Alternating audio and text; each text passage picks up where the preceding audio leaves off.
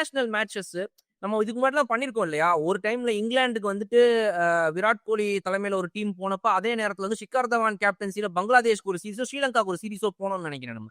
ஒரு 2 years back I think. So அந்த மாதிரி நம்ம வந்து that regularity of sending our Indian team to SENA countries, இந்த South Africa, England, New Zealand, Australia, அதை இன்னும் கொஞ்சம் அதிகப்படுத்தலாம் நம்ம த்ரூ கேலண்டர் இயர். பண்ணினாலும் பெட்டர் ரிசல்ட் இருக்கும் டெஃபினட்டா, நீங்க சொல்ற ரைட்டு. பட் ஒரு ஒரு சிச்சுவேஷன்ல யோசிக்கிறதுன்னு உனக்கு, நீ 6 விக்கெட் எடுத்துட்டோம், நீ 6 விக்கெட் நம்ம எடுத்துட்டோம். சூரியகுமார் யாதவ் எங்க கொட்ட விட்டாருன்னு சொல்ல நீ கேப்டன்சில. You have only 125 runs to defend. இதுல பெரிய கிரவுண்ட், ஓகே, சிங்கிளா எடுத்துனே இருந்தாலே அவங்க வின்னு. ஏன்னா அவங்க 20 ஓவர் ஜாலியா ஆட போறாங்க. 120 இன்னும் ஒண்ணுமே கிடையாது. அப்போ 49 ரன்ஸ் ஃபார் நோ லாஸ் போது தான் நீங்க வருண் சக்கரவர்த்தி உள்ள எடுத்துறீங்க. உங்களோட கிங் பின்னே அவர் தான். 49 ஃபார் நோ லாஸ் எடுத்து வரீங்க. பயமுறுத்தவானா ஃபர்ஸ்ட் ஓவரே கொண்டு.